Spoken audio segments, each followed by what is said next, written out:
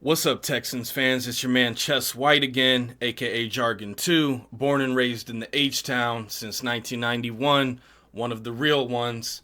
And in this video, I'm going to talk about Week 5, Houston Texans, Baltimore Ravens. Now, y'all know what's up. Baltimore is one of the best teams in the NFL. I'm going to talk about the matchups. I'm going to talk about what this game means. The Baltimore Ravens are, in my view, the standard bearers of the NFL. They have the highest winning percentage in the regular season of any franchise at over 500. They've got 268 wins to 199 losses in the regular season. And in the postseason, they've got the fourth best winning percentage of all time, also over 500. Now, Week 5 is going to be the biggest game in the first half of the season for the Texans, and this might be an AFC Championship preview game. We have to go on the road to play Baltimore. Not what you want to do. I think the only time that we've beaten Baltimore recently, we beat them at home, and it's been a while. Baltimore is one of the most culture-driven teams in the league, and they have one of the best football cultures, as well as one of the best head coaches and GMs in the league. They took a chance on Lamar with the last pick of the first round. A lot of people said he can't do it, he can't play QB. I watched Lamar play in college at Louisville, and his athleticism was off the charts. He's Michael Vick 2.0 when it comes to his raw athletic ability. And since he entered the league, he developed his passing to be an MVP player multiple times. And he's got a chance to run it back for another MVP this year, even though Josh Allen has been the MVP as of late. Week 1, we're going to see Josh Allen and Lamar Jackson go at it. So let's talk about the Ravens' schedule heading into this game. Week 1, they got to play the Bills. Week 2, they're going to go play the Browns. Week 3, they have to play the Lions and then the Chiefs in back-to-back weeks, and then the Texans. They've got one of the most difficult schedules in the league to start the year, without a doubt. Just the fact that you've got Bills, Lions, and Chiefs, and Texans, it's going to be a battle-tested football team for Baltimore. Kyle Hamilton just got his contract extension yesterday. One of the best players in football, regardless of position. In the top 100 in the players list. And just a versatile player. Someone who the Texans had an opportunity to select in the draft, but Nick Caserio missed that one. Kyle Hamilton's size, strength, speed, and football IQ is through the roof, man. And he's made play after play from safety, from linebacker, from nickel. He's all over the place. And the Ravens have the tradition of being one of the best defenses in the league, going back to Ray and Terrell Suggs and Ed Reed, and y'all know the 2000 Ravens. But look, this is a different team. The Ravens have been a little bit more of an offensive team since they've gotten Lamar to the level that he's at, brought in Derrick Henry. We know him well from playing with the Titans. At receiver, they've drafted Zay Flowers in the first round. They've added some receivers here and there, but D-Hop, they brought D-Hop in to be a Raven. So a lot of Texans fans remember the awful experience of trading away D-Hop. And we're going to get to see D-Hop again. He's not done yet in his career. He's a little bit older, but he's still a threat in the red zone, on third downs, on the sideline, with the one-handed grabs. D-Hop is a beast, and Texans fans know that very well. So let's talk about this quarterback matchup. Would you take Lamar over CJ? Me personally, no. I'm not taking Lamar. I'm not taking anybody over CJ. I think CJ's got potential to be one of the best QBs in the league, easily. He's got the chance to be the franchise's best QB beyond a shadow of a doubt within a year or two from now, just with the numbers that he's putting up and his talent, the cast of players that we've put around him as well. His connection with Nico is on point, and he's a leader, and he's due for his contract.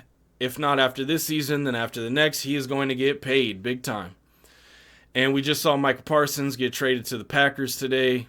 that's a conversation for another time because we are not playing the Cowboys and we're not playing the Packers. We played them last year. When it comes to week 5, playoff implications are on the line in this game. First seed, second seed implications, as well as if you have to play this team again, you want to have beaten them in the regular season so that you have a tiebreaker over them. If for some reason you're both competing for that last wild card spot, you never know how things are going to shake out in the league if you're being totally honest. And the Ravens are the standard bearers, as I said, but what they are beyond that is they're the most physical team in football. Them, the Steelers, sometimes you've got teams like the Bears, the Chiefs that are in that conversation, but the Ravens are a 53-man squad that on any given Sunday can beat any team. This Texans defense is going to have its hands full in this one. And it's probably going to be a true test to see if this is truly an elite defense and if this defense is Super Bowl caliber, as all these people are saying that it is. How are we going to respond to Lamar sitting in the pocket and buying all this time, handing it off to Derrick Henry, finding the tight ends, which Lamar is very good at doing? So we're going to get to see the quality of these rosters and superstars on the field. So let's take a look at this Ravens defense. Starting with the D-line, you got Matabike at D-tackle. Absolute monster. He was a mid-rounder out of A&M, and he has developed into an all-around, run-stopping, pass-rushing defensive tackle who is disruptive and who is a key component of their defense. Right next to him, you've got Travis Jones, you've got Broderick Washington, and probably their best pass rusher at the moment, Odafe Owe, very athletic player. At linebacker, in my opinion, the best in the league, yes, even better than Fred Warner, Roquan Smith. You do not want to get tackled by Roquan Smith. Everybody loves Fred Warner, and he's a great player, but for my money, I'm taking Roquan Smith in the middle of my defense. Next to him, you've got Trenton Simpson and Kyle Van Noy, who was a longtime player in the league, played for the Patriots. He's played for several teams in the league. And in the secondary, this is a extremely talented group. Maybe the only secondary that is more talented than Houston's is this Baltimore secondary, with Nate Wiggins, first rounder out of Clemson, Kyle Hamilton, who we already mentioned, first rounder from this year, Malachi Starks, another Bulldog, Jair Alexander from the Packers. How did they get him from the Packers? I don't know. But to have Alexander, Marlon Humphrey, TJ Tampa, a young kid in the mix, this is a ultra-talented secondary and ultra-disciplined secondary in Baltimore. So the Houston offense is going to have its challenge cut out for itself. It's going to have its work cut out for itself. Just trying to move the ball against these Ravens and put up enough points to win this game on the road. Same thing applies to that Rams game in week 1. They have to execute at the highest level possible for a professional football franchise, minimizing mistakes, playing complementary football, winning the turnover battle, winning the coaching battle, not making stupid mistakes as a team, not beating yourself, and making just enough plays to beat one of these elite teams in their house. Now let's look at the Ravens offense. We already talked about Lamar Jackson, D-Hop and Zay Flowers, and of course King Henry in the backfield. Outside of them, you've got Rashad Bateman, tight ends, Mark Andrews and his Isaiah Likely, two of the best tight ends in the league and great tight end duo. Ronnie Stanley at left tackle, very solid player who they extended. And Patrick Ricard, underrated, unsung hero type of player. Picking up those blitzes, lead blocking, and just a tone setter for that Ravens team. You don't see the Ravens going into games without their fullback, man. And they had Vontae Leach for a little bit, who Texans fans remember, one of the best lead blockers in the franchise history. And this Ravens team operates out of the spread, out of the shotgun most of the time, with the ball in Lamar's hands for the most part. And this option RPO game that they've got with Henry is absolutely deadly, because the tight ends in the quick game are very open, easy targets for Lamar to hit. And then he's got Zay, who's good at separating, good as a downfield threat. He's got speed and wiggle. Now with D-Hop, they have a good chain mover. Is Devontae Walker going to develop, a kid that they drafted in the middle rounds? We'll see what he turns into. But Rashad Bateman has really stepped up, especially last year. I was very surprised by his performance at receiver. Really turned into an excellent player for Baltimore. And so in this game, week 5, you've got two of the teams who are competing for the championship in the AFC and competing to get to the Super Bowl. The Texans have to take this game ultra seriously. It has to be all business. CJ Stroud's first game, like I said in previous videos, took that L in Baltimore. And then Baltimore Ravens came into our house on Christmas, stomped us. And in the playoffs, once again, the Ravens beat us. Christian Harris was playing at a high level. That's going to be one of the most important matchups of this game. Who on the Texans can spy Lamar?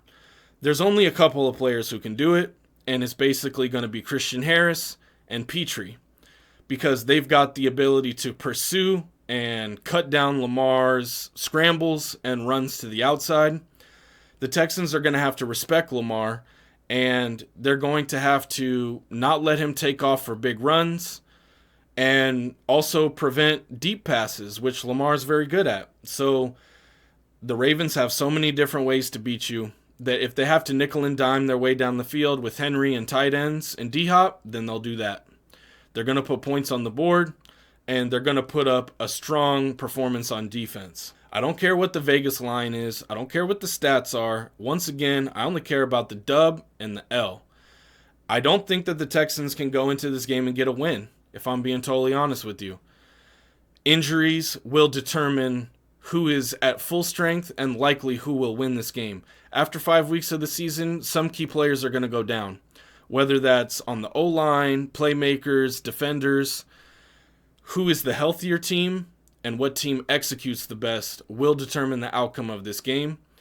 I'm hoping that the Texans are going to win. Every time I turn them on, I'm hoping that they're going to win. Okay, I'm a fan, almost a day one fan. I'm a 06 fan. I wasn't missing much from 02 to 06, but I'm a true blue Texans fan. And I'm going to be excited for this season, y'all. Make sure you check out my next video where I'm going to go over offensive and defensive rookie of the year picks. And then we're going to go into a bye week after this. And then we'll talk about the Texans' next game on the road. Where? In Seattle, of course.